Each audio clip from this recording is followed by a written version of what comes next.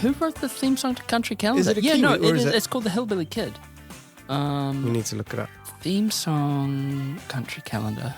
Now, for those of you who don't know, those of you from listening from abroad, Country Calendar is a absolute touchstone of... It's an icon, mate. It is an icon. It is an icon. Get on up there, mate. Right.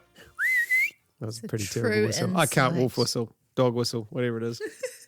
I think you do pretty good at the old dog whistle there, mate. Thanks, mate. Country Calendar theme song is from the song Hillbilly Child by the Ellen Morehouse Band. Who are from... Who knows? We're not here to talk about Country Calendar. We're here to talk about trail and ultramarathon running. My name's Matt Raymond. I'm Ali Pottinger. And I'm Andrew McDowell. Hello. Welcome to the AidStation podcast. And it's been a while since we've been in the same digital space, buddies. How are we doing, Andrew? Hi. Look, I don't want to start moaning again. You guys just put up with me 10 minutes of moaning, but all I'll say is the cost of living sucks right now. There's my moan for the day. Oh, and my ankle hurts. I am legitimately sorry that your ankle hurts. And yes, the cost of living sucks. Ellie? I'm taking some great amusement from Andrew's big rants when he joins us. So, I mean, You're taking enjoyment out of my grumpy, like, oh my God. No, I'm good. What's my news? Not much. Just dealt with tantruming toddler for a little while, and had a good day though. Apart from that, My dog, Rigby, whose bark you would have heard right throughout Dirt Church Radio. So I had a short notice annual leave day today because our kitchen got pulled out and there's quite a lot of admin with that. And so full day of doing stuff and then did some Dirt Church Radio business and then was like, I'll take him for a walk and then I'll go pick up Rebecca. We went on like a 5K walk and then he got to the rugby field, which he'd been through, and as I was bending down to pick up his fourth or fifth leaving and bag it up, I looked round and he was nowhere to be found. Now, if you've ever seen an Australian Working Kelpie run in a circle, and if you want to go into my Strava, so those of you who follow me on Strava, Matt Raymond on Strava, it's private, so you have to think, you will see what happened on that field because it looks like the heat map had a stroke. All I have to say, spaghetti, Matt. all I have to say is if I had a gun, I would have shot the dog and then shot myself because it was one of the most embarrassing and futile things. And it was very public that I've ever seen. Why was the dog running around in circles? Because he's Australian. Oh. Because he's an Australian Working Say no Kelpie, more. and that's what they do. They run around in a circle after cattle. You don't have control of your dog, Matt. Sounds like it shouldn't be off a leash. It was off a leash for 5K. And it's been off leash, but there's a certain little sees a rugby ball, and anyway, so that was me. We say with our dog, either the brain works or the nose. You can't have both. Yeah.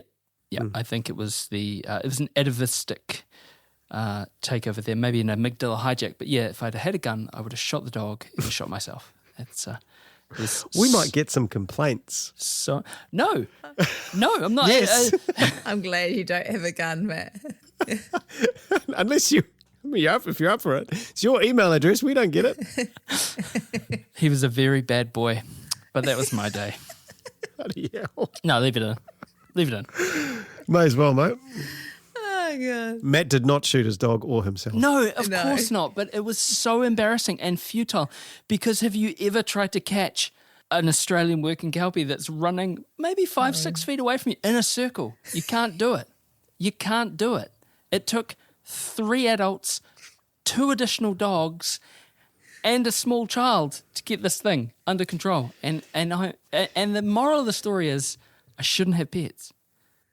Or get better at trail running. See, I'm bringing it back. And then you would have been able to chase the dog faster. It was no, Andrew. Okay.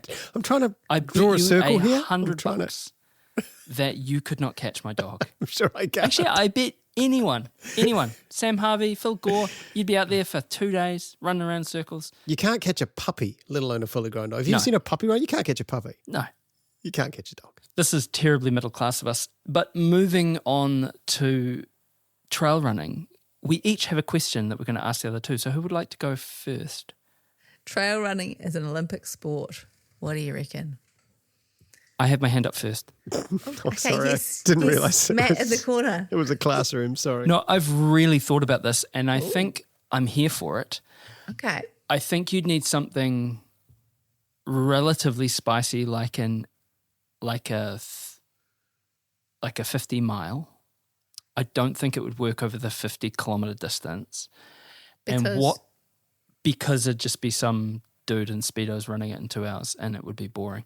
But what I think that would make it more interesting, in Olympic mountain biking, for an Olympic cross-country mountain bike course, for it to be comparable to every other thing, they have to have a certain amount of stuff on the course. Mm-hmm. So they have to have a rock garden. They have to have a certain amount of jumps. They have to have a certain amount of vert each lap. I think that if you were going to run any ultra marathon distance, you would need to do that. You would need to have it comparable, and you would need to build stuff in. So you'd need to have a single track section. You'd need a climb, a descent, probably not a rock garden, but you might do. Or, yeah, that's my thoughts on it. Yeah, I'm sort of just because we can doesn't mean we should. Does trail running need to be in the Olympics? No, not at all. Breakdancing was in the Olympics. Has it worked against breakdancing? I don't know. Well, it's worked against Australians breakdancing, that's for sure. And I went over to, I think it was Cosier, and I was like, did you see Reagan? They were like, no, it's not funny. Yeah, absolutely. They're not over it. Yeah. I don't. It was a thing. It happened. But it might work, but I don't really care. I think I have a thing about any sport that's in the Olympics where the Olympics is not the pinnacle of that sport should not be in the Olympics. So that includes golf, tennis, all those sort of sports. Their focus is not the pinnacle of the sport is not that, so therefore shouldn't be there. And I feel like trail running will probably also falls into that camp. I'd like to see it like you can't have F1 pit crew. You can't do the dick ice thing, the paddling pool full of ice. You can't do that. You can't do the thing. You have to kind of like, I'd be happy for it if it was like Anton Krupicka, Jeff Rose, Ann Trayson, Timothy Olsen era. I'd be happy with that level of performance at trail running. But I think that in the current state, you would get someone with like a, 2:06 marathon in Lone Peaks, just going after it. I don't think it'll be as awesome as we'd like to think it will be. I think it'll feel very polished and odd, and a long way from what we're envisaging when we're talking about. What you're suggesting is that trail running is not polished or odd, and it certainly is. Okay, odd both to what we're used to, and odd. Is it polished? I don't think trail running is polished. Dude, you see Western States. Sure, there's a few exceptions, but if you look at the huge amount of races out there, exactly. Most of them are very unpolished.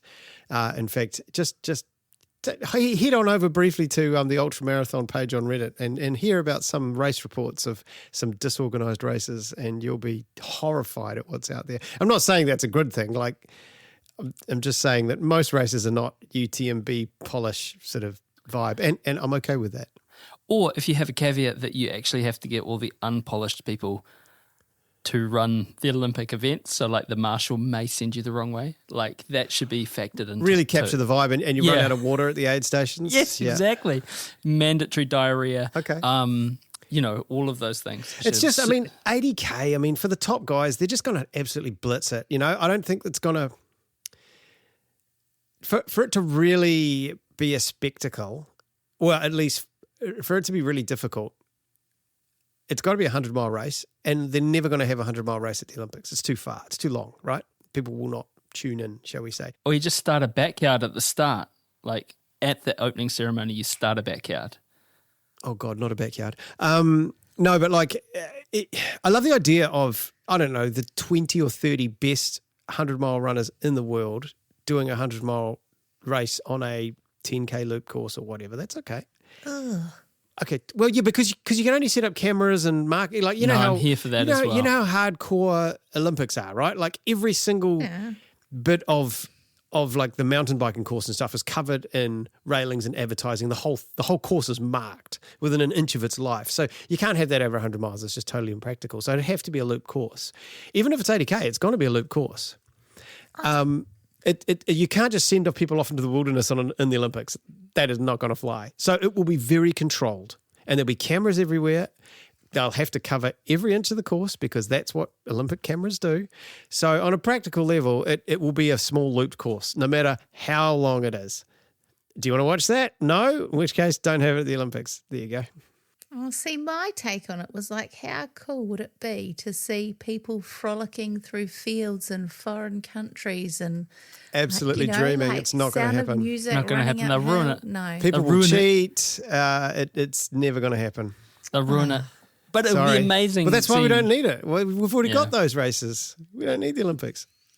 There you go. I have a question for both of you. Backyard ultras. I mean, we talk a lot about them, but they've been in the news recently. We had a world record. Well, we had a backyard record. Where do we see them sitting in our sport? Are they here to stay? Are they going to fade? Are they going to grow? What are we looking at? Are we allowed to talk about our next guest in that answer? We should talk about our next guest. Okay. Well, I thought Phil had... We spoke to Phil Gore. Hell yeah. Well, you guys did. I thought Phil had an interesting take on that. He sees backyards as being a dichotomy. You have two races at the moment, especially like, say, let's think of that Sydney backyard, the one that's like, they held it twice a year, 300 plus runners. It's a very different vibe to what backyards began as. And most of the people who are going to that one are there to see what they can do, basically have a pretty good time, and have zero intention of going any longer than a day. Most of them are gone after 24 hours. They are not there to win it. They have no intention of being part of the winning group. And then, once you hit 24 hours, 30 hours, all that's left is the people that actually want to win it. And they're in a completely different race and a completely different mindset to everyone else that turned up on that first morning. And I think that's probably where it's going to go. So you're going to end up with these big events, and maybe, it's already there, I suppose, where you've actually got only a small handful of people that have the intention of really trying to win the event. Everyone else is just going for their own, either for fun, or, to party, to hang out with people, and just to see what they can do. Ali? I don't know. I feel like they're kind of like a side quest of our sport. I don't know if side quest is the right word, but It's something different. And I don't know. I don't know if they're here to stay. They're definitely growing in popularity. It's almost like it's a different sport. Like, is it kind of, I don't know. They feel like it's sitting in its own kind of area.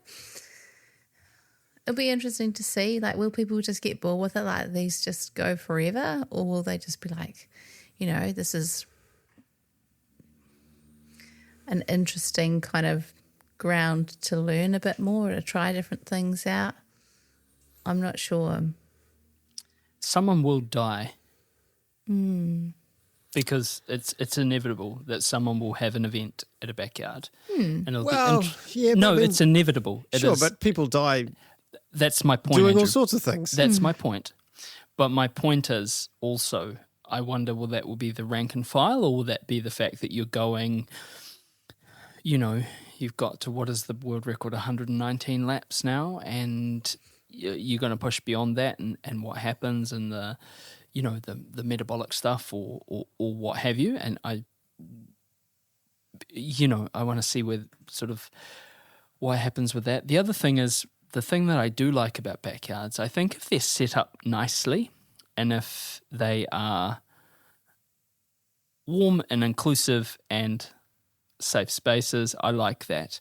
I think they're a wonderful medium for people who've never, you see it all the time, like, dude, I've only ever run 8K. You just did like 140 kilometers, because you just kept running around in circles. I do like that aspect about it, and you see the joy in people who, like you say, Andrew, they've never, they're not there to win, but people genuinely pushing past their boundaries. But yeah, it's very much. I'm with Ali. I think it's very much a side quest. Hey. Yeah, it's fine. it's just part of the sport now, I guess. Part of the fabric. It does feel a little off to the side, but then I guess running around the track for 24 hours is a bit off to the side, isn't it? What's down the middle? Is it a 100-mile trail race? Is that the Unfortunately, normal? now it is. Yeah, that's the and normal. I don't think it should. I still don't think that should be. Like it's so funny how, I don't know. I did a 57K trail race the other day, and even I'm like, oh well, it was only that. Like if you'd have talked to me 20 years ago or said to my parents, hey, your boy's going to go out and run that, it seems so pedestrian now, but it's actually what we're doing, what feels normal, actually really isn't. It just depends on who you talk to, Exactly. Sage Kennedy saying that 50 to 80K is still his wheelhouse and he still really struggles with 100-mile races, and yet he's one of the best runners around, right? So it does depend on what your favourite thing is. I found that 100-mile races suited me better than any other distance. So that's kind of what I focused on, and therefore I consider that to be the best distance in the sport. But that's biased, right? Because it's worked for me. But it's also the consciousness. It's the thing that, and I guess the barrier to entry as well. Like if you had to qualify for, say, Tarawera Ultra Trail or UTA or UTK or whatever, with like well, you do actually have to qualify. You do absolutely have to qualify Tarawera Ultra Trail. And for the 100-mile. Yeah. What do you have to do? Minimum of a 50K race. Yeah, 50K in a certain hour, in 10 hours. So the bar is... Oh, okay. I didn't even know that. Comparatively low. I've never even looked. Yeah. I thought you could just rock up. No. They've probably got a red flag by your name, mate. But, I think that they're, And you get athletes like, I guess Sam Harvey is one of the test cases of that. He's proven that he can absolutely... He's one of the world's best in that format, and also he's quite handy at other distances too. All those top runners are. Yeah. Or Phil's got a 270 24-hour. That's ridiculous, and Merton, Harvey Lewis, obviously, they're all savages at 100 miles. It's no coincidence. Sorry, it's no fluke, whatever the right word is, that they are good at running for 5 days, is because they can run the 6.7Ks so comfortably, so efficiently and metabolically. Yeah, so efficiently using so little energy. That's why they can go for so long. It's because they're fast. Despite it not being a speed despite backyards not being a speed orientated event, if you have speed, it is so much easier. Yeah, and I guess with that speed comes, and I guess the main thing is the aerobic efficiency, right? So it's that kind of that metabolic level. Any more to say on that, Ali? Not really. Have you done a backyard, Ellie? No, I haven't. Have you any desire to do No, it? I don't. Like, to me, it just seems boring. Like, I like an adventure, Like, if I'm going to spend my fitness and have a big spend, I want it to be point to point, or like doing something that you're like, man, this gets me to see something really cool, or like, like, oh, wow, I ran from there to there. And so that's why I'm just like, I don't know. Like, I can understand I want to see what it's like to, and it's a good setup, right, to kind of push your boundaries. But for me, if I'm spending my fitness, I want to do it doing something epic, like not just running around a 6.7K loop time after time. I imagine there's a lot of people nodding their heads right now, agreeing with you. I had fun when I did one. But I guess that's also the fact that it was at home. It was, it was Sean, it was relapse. It's something that I've been intimately involved with, and to be on the other side of the tape was fun. I actually had a lot of fun. So, Ellie, you're saying you won't be on the track anytime soon? No, probably. Well, I don't know. That's probably more interesting than a really? backyard. Okay. Yeah. But no, I guess I agree with you, Ellie. Blue Lake 24-hour challenge is similar to a backyard. Yeah. So I get it. Like, it's very close. When I hang out with all your mates and that sort of thing. You can do it on the hour every hour there, can't you? Yeah, good. Yeah. It ends up being like 144. It's annoyingly short, of the miler. Anyway, that's enough about backyards. I'm all backyarded out Is it December yet? Oh no, there's still more. I'm actually excited though for that chat with Phil Gore, because there's so many like really interesting bits in it that you go, oh wow, like this is currently the best in the world, and this is his take on that. So I'm looking forward to sharing that with people. Yeah, definitely some good insights. I can't wait. Yeah. Right. So, what was the last question? Aha. I have to ask it, but I don't know what it is. The juggle is real. Training or overtraining, and where's that line? The pressures from social media. How do we feel about that? Matt, what do you reckon? Well, I defer to the actual coach in the room. Oh, right. Ellie, what do you reckon? What do I reckon? I think we see a lot of pressure about, like more is more or like the comparisons. I get it so much coaching, people going, oh, like I'm slower than I was. And I'm like, you know what? You're still doing epic stuff and we're 10 years down the line. Or even just going, like coming back from injury, going, well, last time or, previously I would have run this. But actually, like for me now, I'm like, I don't give a crap. I'm so lucky to be back, spending a couple of hours on the trails again. It doesn't matter if it's 7-minute Ks or whatever it is. If it's 10-minute Ks, don't care. I don't run for anyone to look at my Strava and go, oh my God, she ran that. Like, if they're doing that, then get off it. You shouldn't be on there. I'm just commenting on your Strava right now, Ellie. He's like, oh my God, Ellie. Why bother? Why did you leave the house? Exactly. Like, why did you even put this on Strava? Did you know we were going to see this? How embarrassing for you. You went for a run. Hey, with my crappy ankle today, let me just have a little check here. I went for a run and I unashamedly put my pace up on here. Good. Let's see. I'm a 3-hour pacer guy, right? For a marathon. Yeah. That's what, 4:14 pace. Today I ran 7:47 pace. There you go. Andrew. And I'm happy to put that on there for the world to see.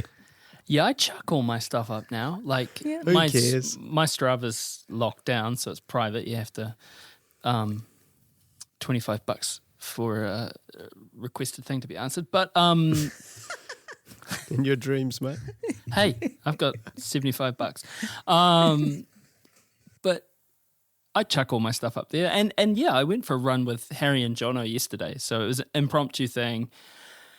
I was like, right, I got to do this. Okay, cool. And they were like, hey, have you run today? I was like, no, haven't. And I was actually changed. And they're like, we'll be at your house in 20 minutes. And we did this loop. And then I looked at the best time I'd ever done it one, which is like 2018. And I would have been home. Like, not home to the end of the car park, but home. Like, I think on trail and gravel, my average pace was 5:15 or something like that. Like, which, and looking back at it, at the time I would have been super hard on myself for that. Like, now I would bite my own arm off to get that pace. But it's also that thing of like, yeah. I mean, Jono does hold you up that way. I mean, he could try a bit harder. Even we walked some of the hills that I don't normally walk, and we were still faster because you're running with other people, and the group does kind of drag itself along. But yeah, I'm there too. I'm like, I just chuck everything. Everything is there to see on my Strava. I think overtraining is a thing. I think I look back at some of the, and I keep coming back to this. Like I got smoked at Tarawera by heaps of people who didn't train as much as me, who didn't do as many weekly Ks, who didn't do. Do you know what I mean? Like, it's just an undeniable fact. And that was a little light bulb moment in my head. But then I guess it's the thing too, like you also have to enjoy what you're doing. And if it fits your personality, and if you like going out and doing that, I don't know. It's that source, isn't it? Is it optimal performance versus like what you are doing fills your cup? And is it the process of training, or is it the process of going out and smashing yourself?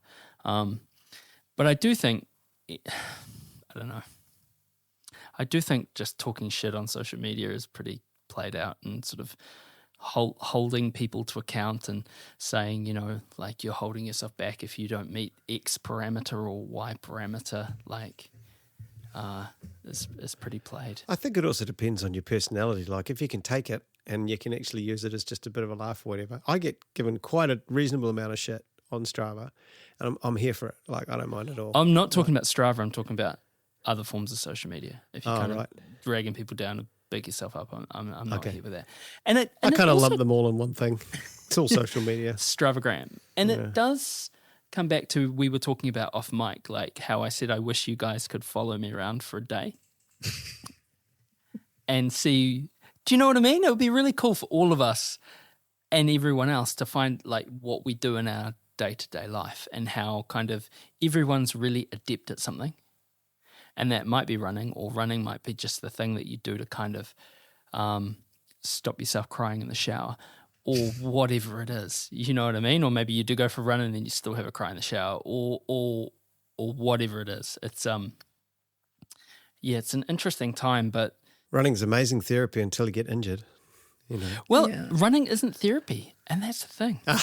It's therapeutic. I will fight anyone with a sword. That's fine. No, I agree with you. It's therapeutic, it's not therapy. That's good. I like that. But it's a powerhouse of sensory modulation, right? So it's like it moderates your senses, it modulates your senses, it puts you in that flow state. It's mindfulness, it's discipline, it's repetitiveness, it's delaying gratification. It ticks all of those boxes. It's kind of a reset. Like, that's how I treat it. And if I don't get to do that reset, like I haven't been able to do the last 8 or 9 days properly, shit, you get stressed, the anxiety builds up, and you think, shit, this is a problem if I ever get like really injured. Like, what's my outlet? What's my reset button, right? Yeah, like when it's your whole identity, that's why it's good to have kind of, other things that you can dive into, I guess, when things are tough, because we live it. Well, Dirt Church Radio lived it. Yeah. Yep. A serious injury curtailed one of the hosts' enjoyment, identity, all of that, and proved to be a fundamental and very positive in very many ways shift. But it's a real thing. But it's funny, Andrew, because I do think of you as being invincible. No, I'm serious. I do. Like, I hold you in very high regard, and I think that guy's invincible. Well, I don't get injured much. This is like the first. This to bore people. I'll try and tell my story very quickly. About 20 years ago, somebody kicked my fibula instead of a football in a game of indoor football, and they just clean broke through the fibula. And the good thing about a fibula is, people who know the skeletal system, is it does not take most of the load. Your tibia takes most of your load. Your fibula is like 10% roughly. And so you don't need like a cast or anything, and they don't need to go in there and try and, reset it properly. It was a clean break. It sat back exactly where it was before. So it was non-displaced? Yes. Correct. It was just, boom, it went off and then back again, right? It was held in place. And it healed, and the guy was like, it's looking good, it's healed in exactly the right place. But turns out exactly the right place, it wasn't exactly the right place. It was off by the tiniest amount. And by being off by the tiniest amount and then taking up a sport like ultra running, I wore down the padding underneath the fibula because it was just off by a touch. In 2020, I got an MRI on it, and the doctor said, okay, well, you want the good news or the bad news? I said, mate, let's start with the bad news. And it was all done over COVID, so it was all like tele, over the screen, so it just kind of sucked. But he said, you've got no cartilage left under your fibula. I was like, oh, well, what's the good news? The good news is you've got no cartilage left under your fibula. You can't make it any worse. It's already gone. And there's nothing we can do about it. So if you can put up with the pain, or if there's no pain, go for it. You're not doing any more damage. It is what it is. We're not going to do surgery. We're not going to fill it with anything, because you'll just trash that so quickly. So long as you can keep running, you can keep running. And when it's sore, in other words, because the bone now moves, and if it moves off where it's supposed to be, it's 10 out of 10 pain, right? So you're either pain-free or you can't really walk. I found that kicking a pole sideways kind of popped it back in. It's a bit gross, sorry. But like it sometimes would work, and I could run home. So you're like Riggs in Lethal Weapon, putting his shoulder back in. Absolutely. That's how hardcore I am. And interestingly, like after that, I just sort of started running again, and it all went away. And I've pretty much run 5 years without it being a problem. He did say keep running because by annoying it a little bit, you'll get a little bit of swelling, and the swelling will actually hold the bone in place. So the more I run, the less chance I have of it being a problem. And then last weekend, a 56K run around the city with some runners who were better than me. Thanks, Sean and Troy. I pushed a bit hard, only 20Ks in, I just felt it go. And it just goes. You just go from, I'm happy I'm running, to 50 meters later, you're like, oh my God, I'm in so much pain. But because I don't listen to my body, listen for young players, please listen to your body. And I bowed to my own peer pressure of wanting to keep hanging out with these guys and finish the run. I sort of soldiered on, and I should have gone home. Absolutely, just the next day it was just agony, and so it's getting better, but that was the problem. So it's nothing I can do. I just have to put up with it until the actual bones go back, but I pissed everything off around it so much that I have to wait for that to come right. So don't play indoor football. That's the moral of the story. And go home when you need to go home. Do you think the pendulum will swing back, Ali? Just people not endlessly, instantly comparing themselves to others, and I don't know. You know, we all have private, insane thoughts, but sometimes it's good to keep those thoughts private. Yeah. I think it's hard, right? Like, I think we're quite wired to be highly critical of ourselves, and so yeah, but you can do that inside. Yeah, that's the thing. Like, be critical of yourself. Like, I mean, I've got a book on it. I wrote a book called, but I haven't published it because I don't feel it'd be good enough. But see, point taken. Wow. That's true, or is it a joke? It's a joke.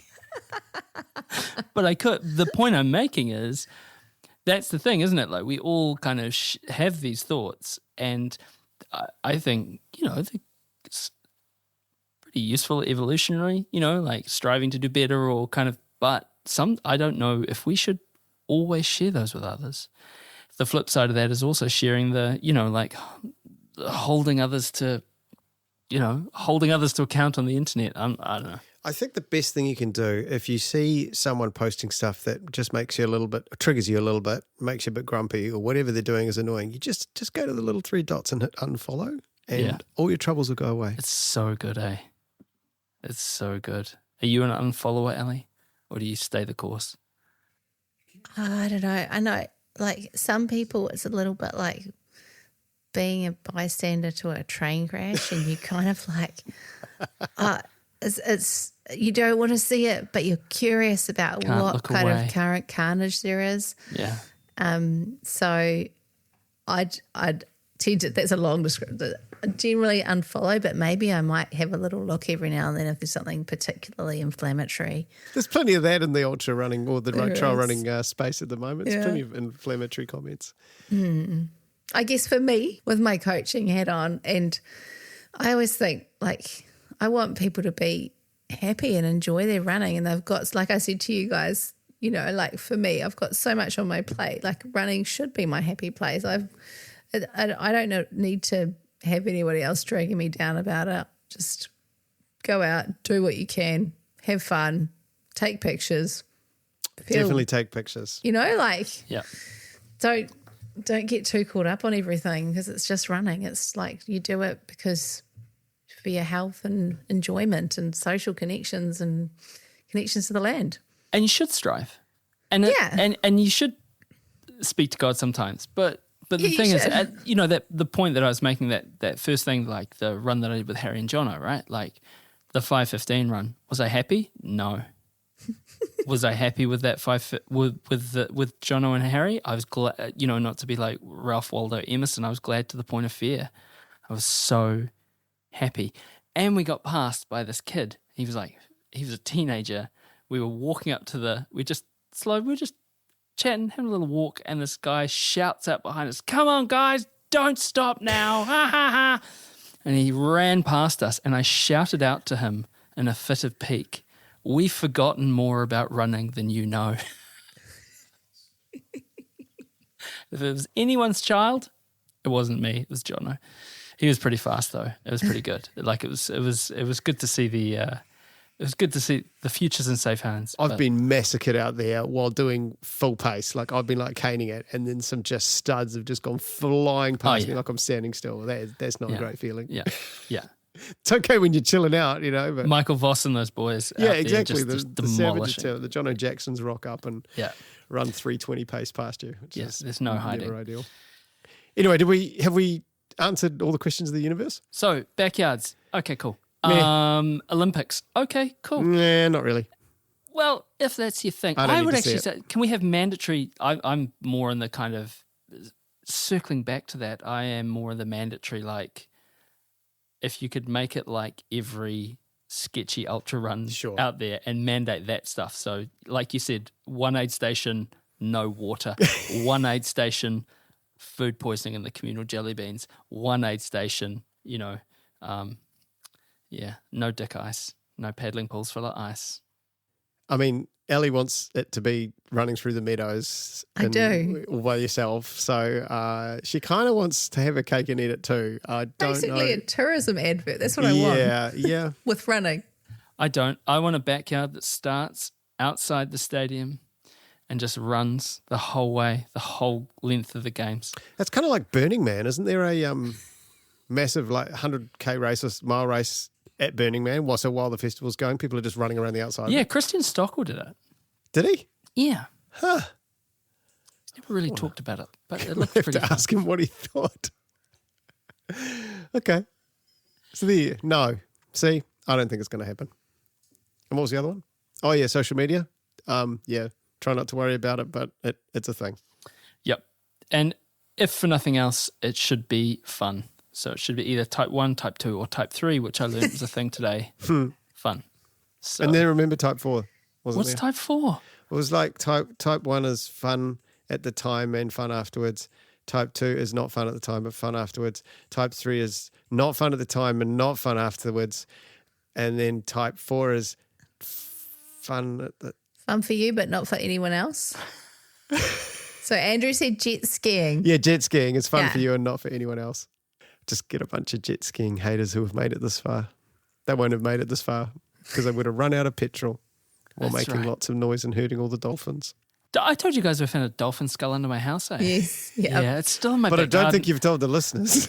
So we found a dolphin skull under my house. The builder, Scott, found one and he was like, bro, there's a dolphin skull under your house. And I was like, surely not. And then he showed me a picture of it and I was like, that's remarkably dolphin-like. Showed it to ChatGPT and they're like, yep, that's a dolphin, and suggested that an animal might have dragged it up under the house. I'm like, what sort of animal's gone down to the reserve, jumped it? We've got like some sort of lion loose in river here. How far away can a dolphin be from your house? Like, how many kilometres away are we talking? So a dolphin could be like 100 metres away from my house. Oh, okay. 100 metres. That's I really didn't close. realise. Okay. Yeah. But you couldn't flop up there. Like you couldn't like jump out of the reserve and like Determined dolphin. They're pretty smart. They are pretty smart.